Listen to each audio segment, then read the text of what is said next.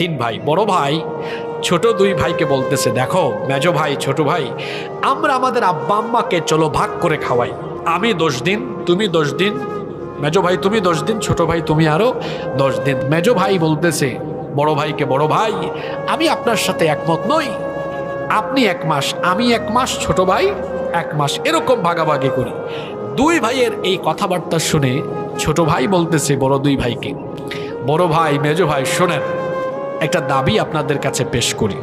তো বড় দুই ভাই বলতেছে করো। ছোট ভাই বলতেছে আব্বা আম্মাকে ভাগাভাগি করার দরকার নাই, আব্বা আম্মা দুজনকে সারা জীবনের জন্য আমার কাছে দিয়ে দেন। দেখছে ছোট ভাইয়ের উপর দায়িত্ব দিয়ে দিলে আমরা তো বাঁচলাম, আব্বা আম্মাকে দেখাশোনা করা লাগবে না, চিকিৎসাও করানো লাগবে না, খরচাপাতি কমে যাবে। এই 3 ভাইয়ের কথাবার্তা শুনছে এক চাচা। চাচা গিয়ে ছোট ছেলেকে বলতেছেন, ভাতিজা তুমি তো ব্যাককল। ছোট ছেলে বলতেছে, চাচা আপনি আমাকে ব্যাককল বললেন কেন? কয় তোমাকে ব্যাককল বলবো না, তোমরা 3 ভাই যদি ভাগাভাগি করে দায়িত্ব নিতা 3 জনের খরচ হইতো, তুমি যে একা দায়িত্ব নিলা, এখন তোমার 2 ভাই তো বেঁচে গেল, সেই ভালো, তাদের টাকা পয়সা খরচ কম হবে, আর তোমার উপর দায়িত্ব বেশি আসলো, তোমার তো খরচ বেশি হবে, এজন্য তোমাকে ব্যাককল বললাম। এই ছেলে বলতেছে, চাচা আপনি তো আমার বাপের বয়সী মানুষ, আপনি রাগ করেন না, আপনিও ব্যাককল, আমার 2 ভাই তারাও ব্যাককল, আমি ওদের মতো নির্বোধ নই, বোকাশোকা নই, আমি বুঝে শুনেই সিদ্ধান্ত নিয়েছি। আমি যখন ছোট ছিলাম আমার আব্বা আম্মা আমাকে ভাগ করে নাই, আমার বাবা মা আমাকে স্নেহ মমতা ভালোবাসা দিয়ে প্রতিপালন করেছে, এত স্যাক্রিফাইস, এত ত্যাগ।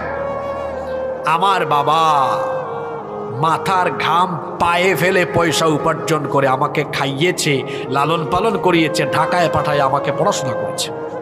আর আমার মা 10 মাস কলিজা ছেঁড়া বেদনা সহ্য করে আমাকে গর্ভধারণ করেছে।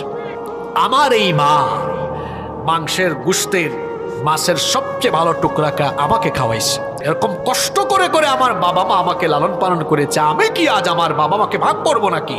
চাচা শোনেন, আমি আমার বাবা মা 2 জনকে এজন্য আমার দায়িত্বে নিলাম, আমি যদি তাদেরকে খাওয়াই, চিকিৎসা করাই, খেদমত করি, তারা যদি আমার উপর সন্তুষ্ট হন, আমার আল্লাহ আমার উপর সন্তুষ্ট হবেন। আর আল্লাহ যদি সন্তুষ্ট হন, আল্লাহর দেওয়া সম্পদ যে আমি আমার আব্বা আম্মার জন্য খরচ করি, এটা আর কমবে না, কারণ দুনিয়ার সম্পদ আল্লাহ আমার পায়ের তলায় ফেলাইয়া দিবেন।